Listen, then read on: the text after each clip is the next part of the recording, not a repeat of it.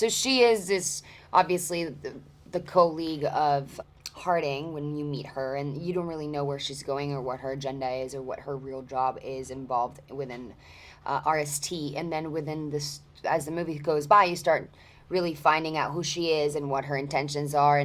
And what I really loved about this character was that she was fully layered. You know, she didn't feel like just one tone badass superhero girl. It was just this real girl who had issues and traumas and emotions, and there's no revenge story behind her. She just really wants to do what's right. And so it was very inspirational to me, and I also wanted to pay back my respect for the female soldiers that have, represented us in really hard moments, and I wanted to do it right. So I was very proud and excited to bring them to life. He's this very good ex-Navy SEAL. I think he was probably top of his class, and he's gone through this horrific trauma, and he's lost his legs. But through the RSD, he's been enhanced, and he has a second chance. But yeah, he feels angry at a lot of things. He's obviously upset that this has happened to him. He blames probably a lot of people. He blames the military. He blames Harding for not giving him this opportunity, and blames Ray for sort of taking away everything that he wants, including the technology and probably KT as well. And yeah, he's got some issues, but he's such a fun character to play, and I really enjoyed it because he's quite different to the characters I've played before.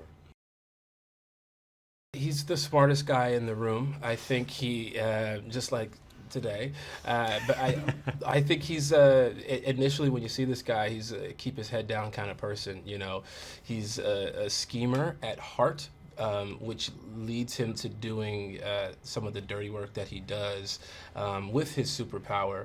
But maybe there's a master scheme at play here for him, and I think you watch the film, you'll see some of those things play out.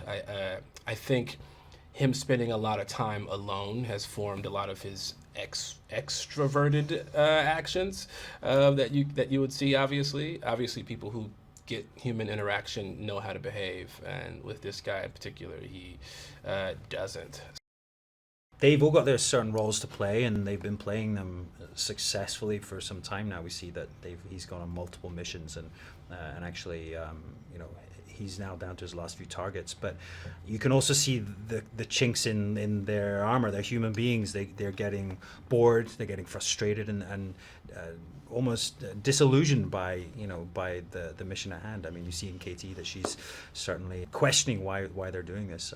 And for my character, I think Jimmy, absolutely, he's sick of it. He's bored, and he knows, he thinks he could do a better job. So it's these little details that when we were shooting it, it was kind of fun to do, because we'd reshoot the same scene over a couple of times, and you could mix it up slightly, and you start to see when the characters make mistakes.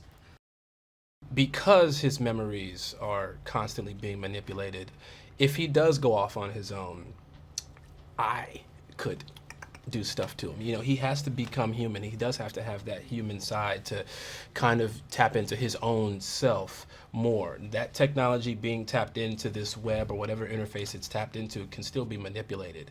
I do think that is the cool part about the cinematic experience of Bloodshot. What or who can get control of him. Mm-hmm. I think the soul of him, though, there is there would be a joy in him going off on his own, because he'd go and do the right thing, and he'd be a lover and a fun person and all that stuff. But no, you got to tap into that brain and make him diabolical again.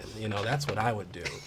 I would use that power for 100% evil.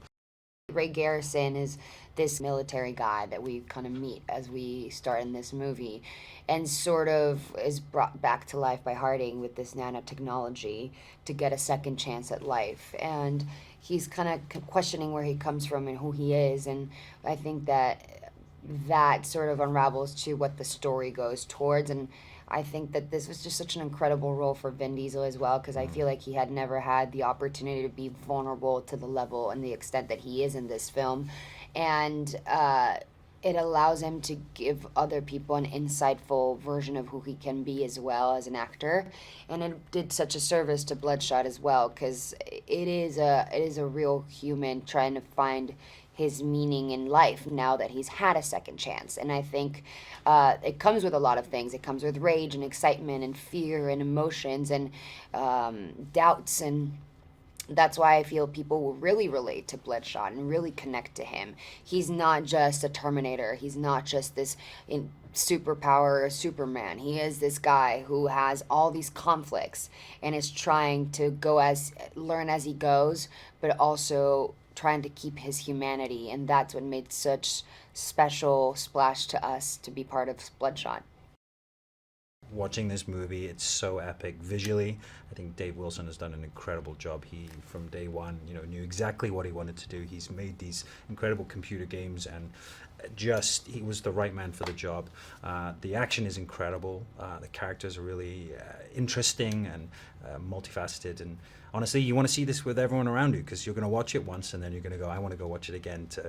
Now you know the twist. You want to go back and see where those little nest eggs, those little Easter eggs are. Yeah. What really has defined Vin Diesel throughout his career is that when he had the shot to really make a difference, when he started what would be his legacy as an actor, he really cared about breaking the mold in the sense of like being inclusive, and he really represented a diversity and at the time. And so Vin has done such a good job with expanding universes, and the fact that he has dived into Bloodshot after being part of many successful films and he's part of the Marvel world, he's part of the Fast and Furious world, and all these things was just strong in the sense of allowing people to expand in that actors to come in and do more and allow them to have more layered roles. And I think that everyone involved within itself, like the studio behind it, the director, taking risks on these movies is really important. And he, I think, was great for it as well, because it allowed him to get to a different level that he hadn't gotten before. And I think people will fall in love with him even more so. And it just goes to show that no matter what stage of your career you are, you can still reinvent yourself and do different stuff and show what you're capable of. And we're all very grateful because we just created a whole new world with this film.